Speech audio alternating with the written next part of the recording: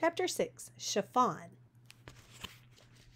You guys must have thought you were so smart playing that tape of wolves howling and trying to make us think it was the Abaguchi, Caroline said to Wally in school the next morning, poking him in the back with her pencil. Wally turned around. And you must have thought you were so smart to get Peter in your house so we'd have to look for him, Wally replied. Caroline, are you ready to listen? Miss Applebaum asked. Yes, Caroline told her. The boys didn't say much to the girls all week, nor the girls to the boys. Eddie said that when she went to the all-purpose room after school to shoot baskets, the boys jeered every time she missed, but didn't say anything at all when she made a basket, which was at least half the time. Beth said that she and Josh were standing in line at the library to check out books, and Josh wouldn't even speak to her. Caroline didn't care whether Wally ever spoke to her or not. Eddie's idea of bringing Peter into their kitchen while his brothers went crazy looking for him was one of the best tricks Eddie had pulled yet.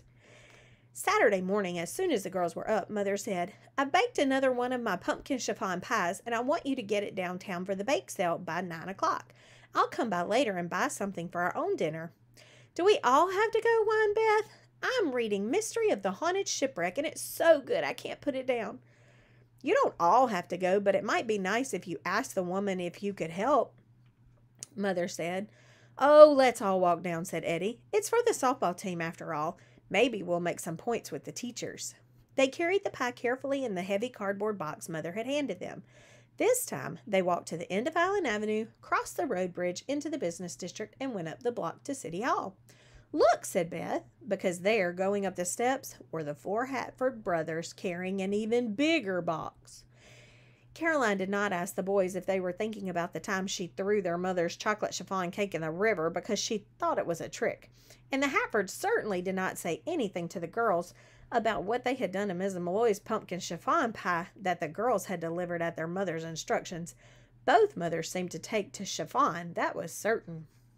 Inside City Hall, there was a large folding table spread with white paper. A big sign in the center said Buckman Elementary PTA. There were trays of thick brownies, large platters of chocolate chip cookies, lemon pies, angel food cakes, buttery squares of walnut fudge, and plates of coconut macaroons.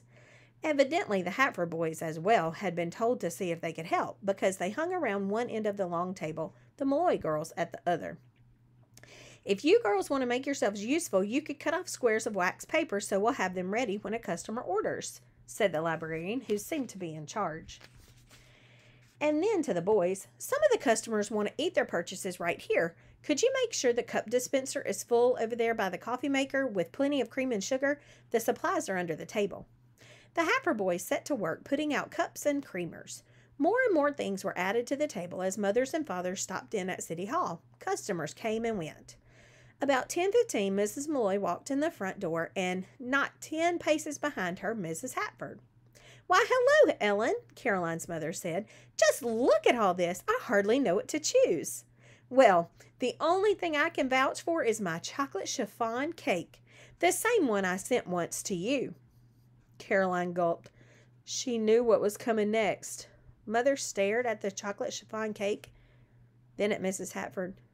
You sent us a cake? Now Miss Hatford was staring back. I did indeed, the week after you moved in. Why, Ellen, I never got it, Mother declared.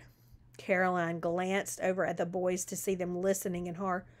That's impossible, said Mrs. Hatford. I sent my boys to deliver it themselves, and your girls returned the plate. Mother looked at the chocolate chiffon cake and then at Caroline, Beth, and Eddie.